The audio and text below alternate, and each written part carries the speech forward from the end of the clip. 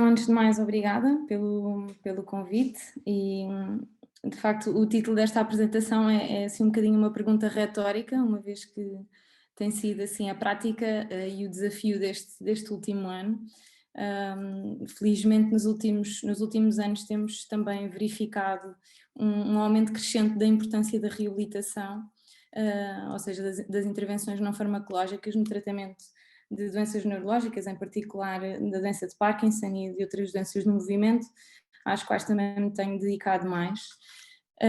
E em tempos normais, podemos afirmar que as pessoas com distúrbios neurológicos são sedentárias. Pelo declínio motor e cognitivo, há uma menor disponibilidade para atingir os níveis de atividade física recomendados, os mínimos, não é? E muitas vezes a vinda à reabilitação está associada ao apoio de familiares ou de cuidadores que com isto acresce outras limitações, tais como a gestão do tempo laboral, o transporte, limitações económicas, que também já foram um bocadinho faladas sobre isto aqui com a doutora Ana Castro Caldas.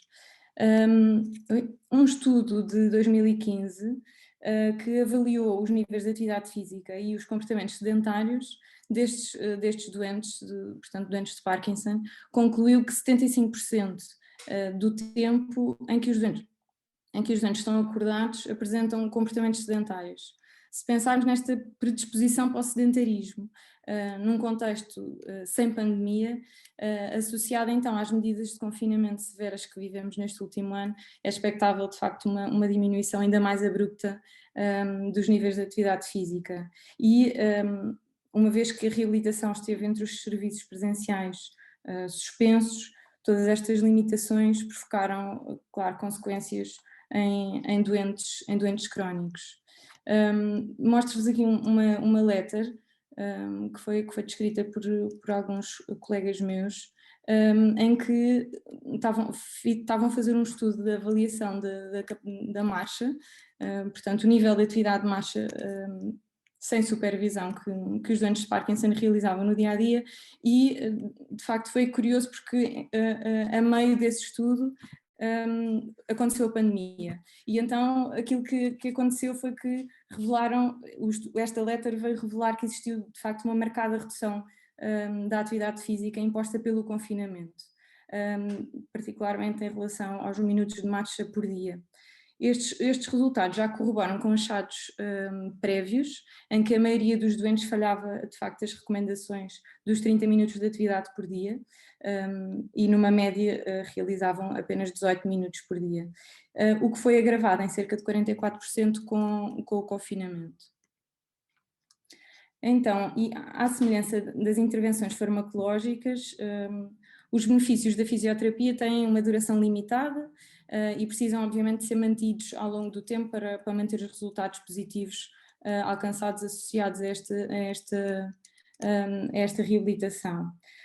Neste âmbito e a implementação de sessões de reabilitação online, portanto esta telereabilitação surge então como uma solução potencial e bastante viável para evitar estes danos desta interrupção.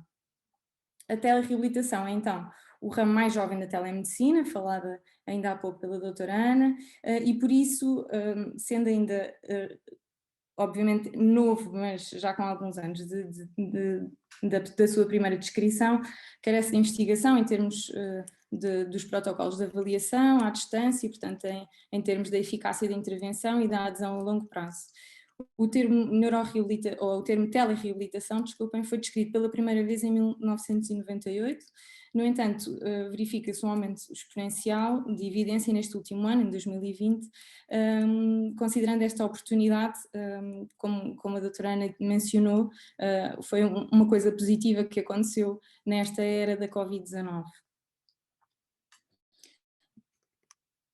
A telereabilitação representa uma solução, então, que permite uma intervenção direta no ambiente do doente, e isso reduz os riscos, obviamente, associados à infecção e, naturalmente, evita os efeitos psicológicos e as alterações ou o agravamento motor associado também ao isolamento e ao confinamento.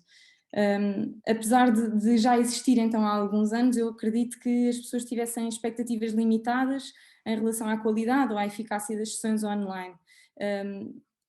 No entanto, uma coisa boa que de facto aconteceu é que foram obrigadas a realizar, uma vez que a certa altura era a única solução viável. E então, para nós, fisioterapeutas que ultimamente temos tentado ultrapassar estas barreiras do isolamento através da telereabilitação, quais são os critérios para boas práticas clínicas? O que é que nós consideramos que é necessário? Não é mandatório, mas achamos importante a presença dos cuidadores nas sessões para a passagem de estratégias facilitadoras do movimento e não só, portanto outras áreas como por exemplo a terapia da fala, sei que é importante a presença do cuidador também, por questões obviamente relacionadas à segurança. São necessários conhecimentos básicos da informática e são necessários também recursos mínimos como um colchão, uma cadeira. E obviamente capacidades cognitivas que seja possível a pessoa imitar aquilo que estamos a tentar executar. Existem vários formatos de telereabilitação e no início da pandemia o CNS lançou um desafio dos 30 dias de atividades multidisciplinares, que aconteceu num formato online assíncrono e que ainda hoje se encontra disponível no canal e tem sido também uma boa ferramenta para sugerir aos nossos doentes que entre as sessões realizadas connosco, pequenos desafios para tentarem cumprir sozinhos, como trabalhos de casa. E é uma iniciativa que ainda hoje nós utilizamos e podemos continuar a utilizar. Adicionalmente, foram formadas aulas de grupo, que decorriam 2 vezes por semana, e que pela forte adesão aumentámos o número de turmas com dias e com horários distintos.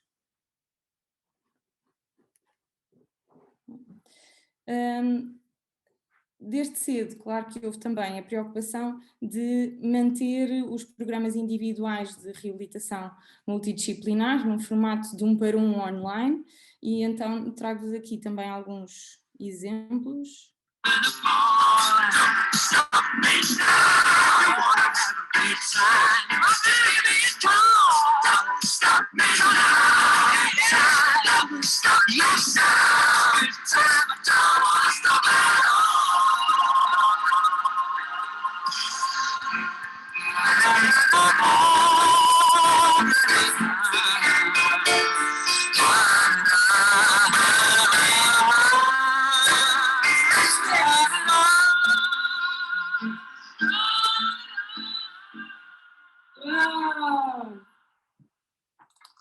Well done!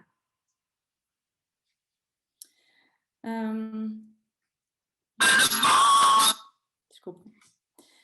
E então, de facto, a população portuguesa no geral é muito adepta do tratamento mais passivo, com hands-on, portanto a nossa presença é importante e de certo modo é parte da eficácia do nosso tratamento, portanto a adesão e a motivação para a realização destas atividades à distância é um desafio, ou tem sido um desafio, que pode de facto ser ultrapassado ao tentar contornar ou tentar tornar a sessão mais agradável e mais divertida e, claro, tentar ir de encontro às expectativas da pessoa, portanto, o que é que faz sentido para aquela pessoa trabalhar ou melhorar.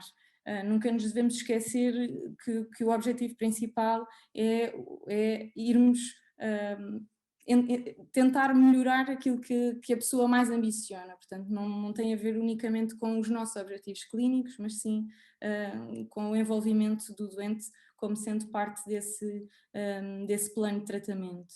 E então o reforço positivo na execução da tarefa também tem sido mais utilizado, tentarmos dar mais feedback positivo para manter a motivação, associar alguns exercícios a desafios, como tinha falado do desafio dos 30 dias, para desenvolver nos dias seguintes, também têm sido estratégias eficazes e neste âmbito de sugerir atividades para desenvolver autonomamente, as aplicações de monitorização de exercício são também um forte aliado na medida em que proporcionam a possibilidade de nós profissionais de saúde sabermos o resultado da nossa sugestão, seja uma caminhada ou outra atividade, além de que a pessoa se sente um bocadinho na obrigação de nos mostrar o que é que conseguiu cumprir, e isso também é meio caminho andado para a adesão, o que noutro momento se calhar aquela nossa sugestão acabava esquecida.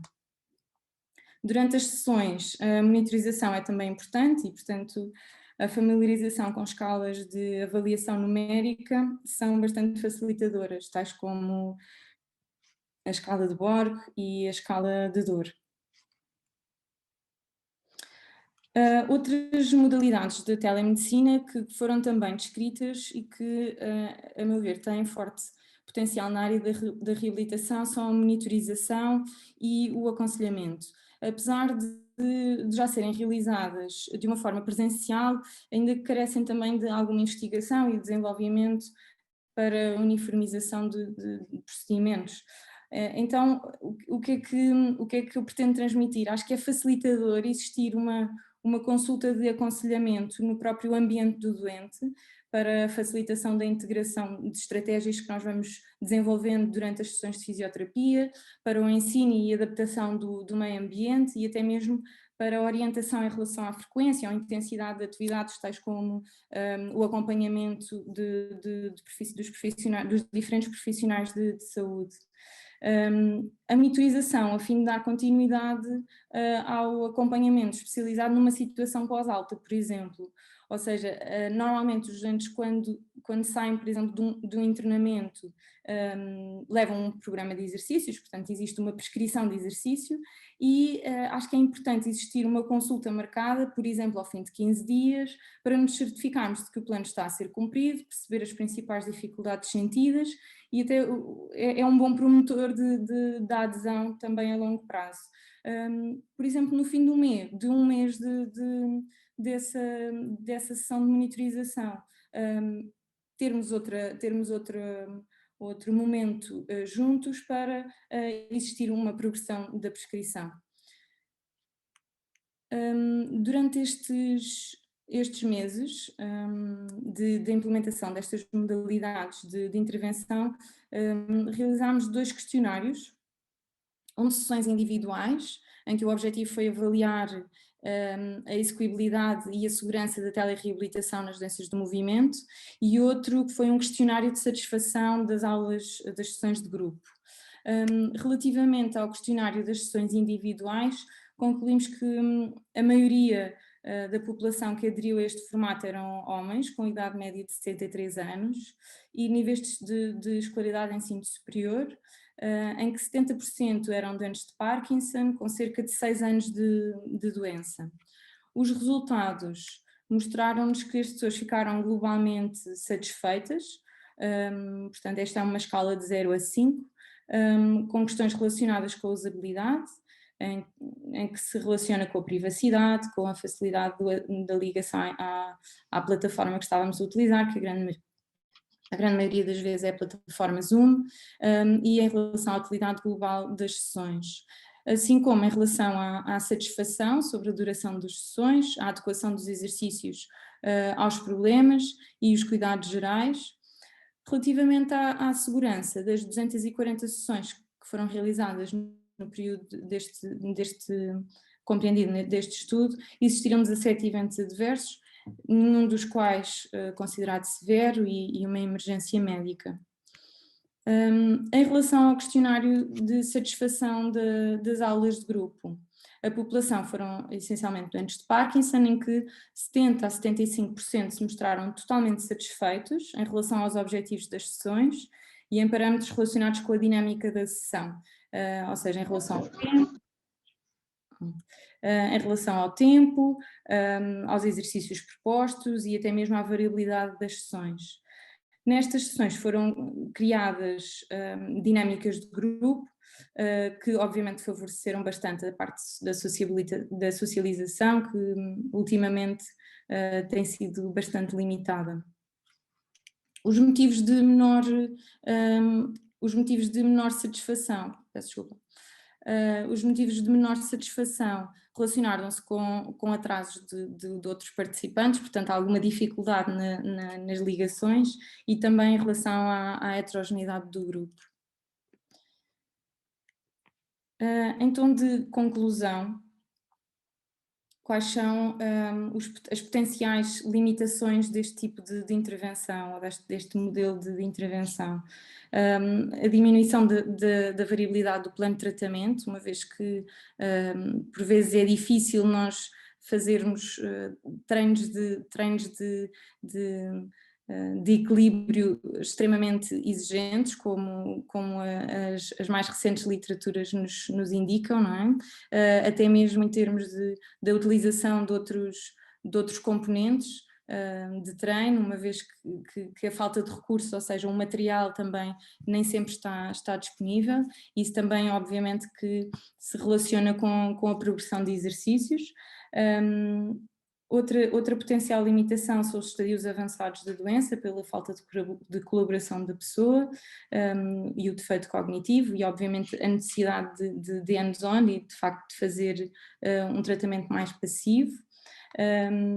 A não adesão pela barreira tecnológica e, claro, a relação terapêutica para doentes novos nem sempre é fácil, mas obviamente que é possível, claro, mas como disse há pouco, nós portugueses somos do toque, da presença e de facto o ecrã pode ser uma limitação. Ainda a necessitar de algum investimento científico, pronto, por falta de protocolos de intervenção e de protocolos de avaliação validados, mas não tem sido uma limitação para a realização das sessões, é apenas um comentário ao potencial desenvolvimento deste formato. Como fatores facilitadores, ao que parece, a satisfação dos doentes e a aplicabilidade de um método, obviamente que é indicativo de que a telereabilitação pode ser uma solução para promover o acesso facilitado aos cuidados especializados de reabilitação, nomeadamente da fisioterapia.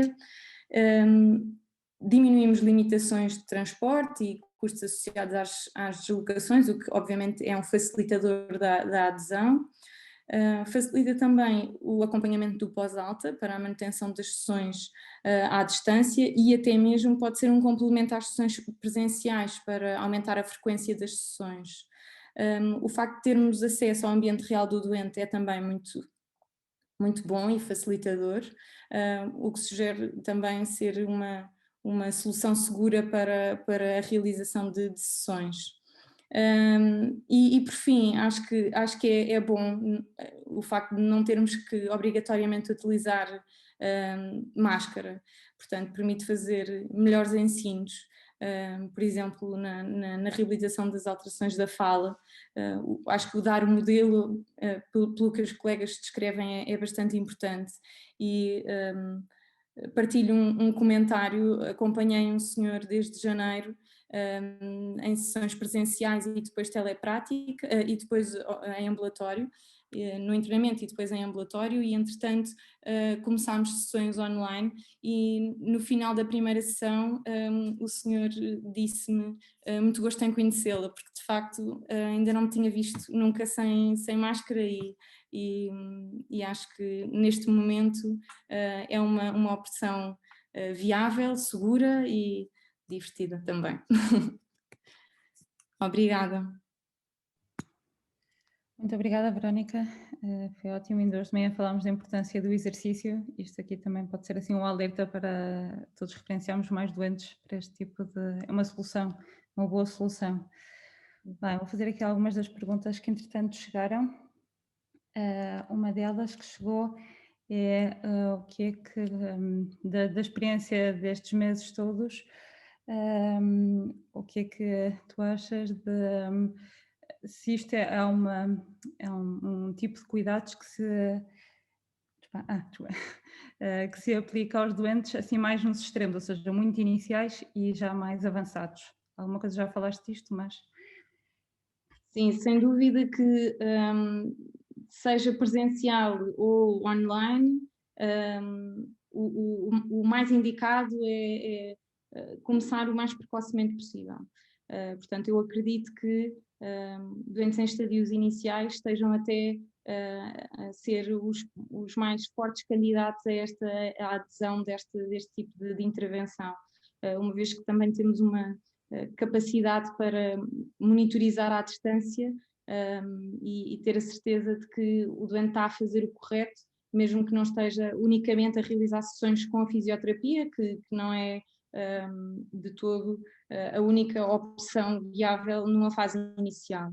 Num estadio mais avançado, de facto, a capacidade para realizar atividade física e exercício de forma autónoma é um bocadinho mais difícil, não sendo, obviamente, impossível a realização à distância, é mais complexo, é mais difícil, e portanto aí nesses casos a presença do cuidador ou do familiar para nós conseguirmos dar sugestões de realização de exercício é importante e nesses casos até diria que mandatório.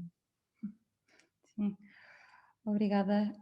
Pois aqui outra pergunta é se este tipo de se a telereabilitação se aplica a doentes com demência. A telereabilitação aplica-se a doentes com demência, como falei no início, desde que a pessoa consiga imitar aquilo que nós estamos a fazer, isso é possível. Mais uma vez, por vezes nem sempre o nosso feedback verbal e a nossa demonstração é suficiente e, portanto, nesses casos de maior dificuldade, a presença de alguém para ajudar na dinâmica de gestão do espaço e até mesmo na correção de alguns modelos é também importante, mas não impossível. Impossível é a falta de colaboração do doente, não é? Portanto, se não conseguirmos de todo que haja uma colaboração do lado do ecrã, portanto, a distância acaba por ser um pouco mais limitante. Bem, obrigada.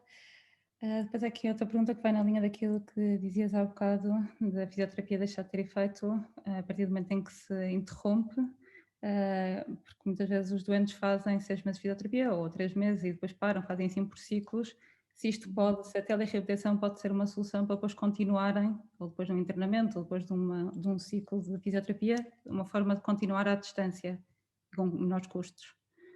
Sem dúvida que sim, até porque das últimas referências que temos, todas as áreas de intervenção, neste caso mais específico da fisioterapia, só começam a ter efeitos reais e existem melhorias significativas na função após 12 semanas de execução de exercício. Portanto, esperar que ao fim de 2, 3 semanas já existam fortes melhorias, isso acontece, claro, mas ao fim de 12 semanas é quando nós conseguimos ver esse pico.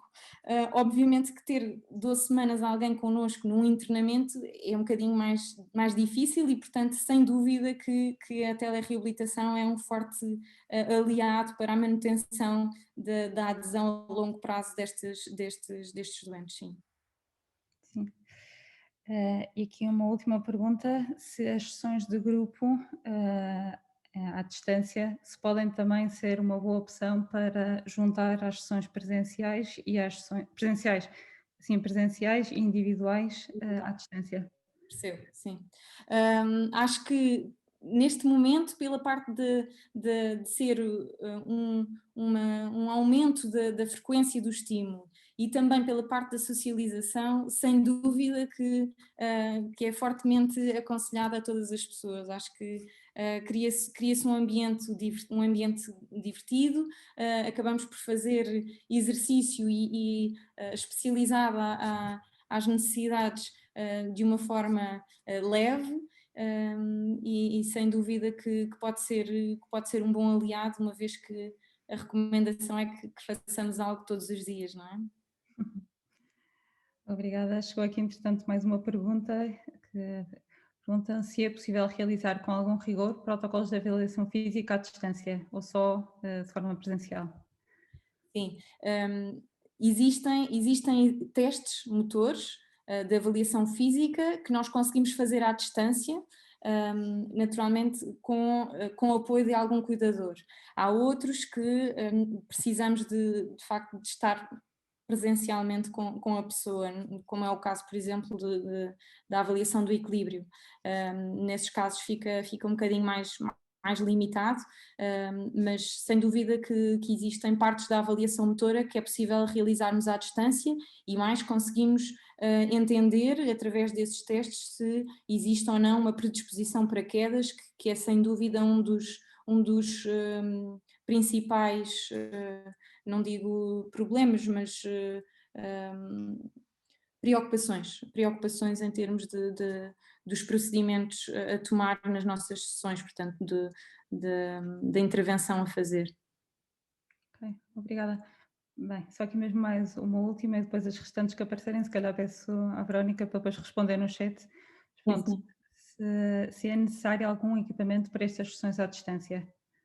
Os recursos são mínimos, portanto, uma cadeira e um colchão são suficientes para nós termos já uma variabilidade de exercícios muito grande, até porque para um treino funcional a única coisa que nós precisamos é do peso do nosso corpo, mas obviamente que depois há pequenos materiais ou até mesmo utilizações de objetos que temos em casa que podem favorecer uma progressão no treino. Mas isso são pequenos pormenores que depois vamos adaptando no decorrer das sessões. Portanto, para iniciar, só precisamos de uma cadeira e de um colchão. E boa disposição e, obviamente, motivação. Bem,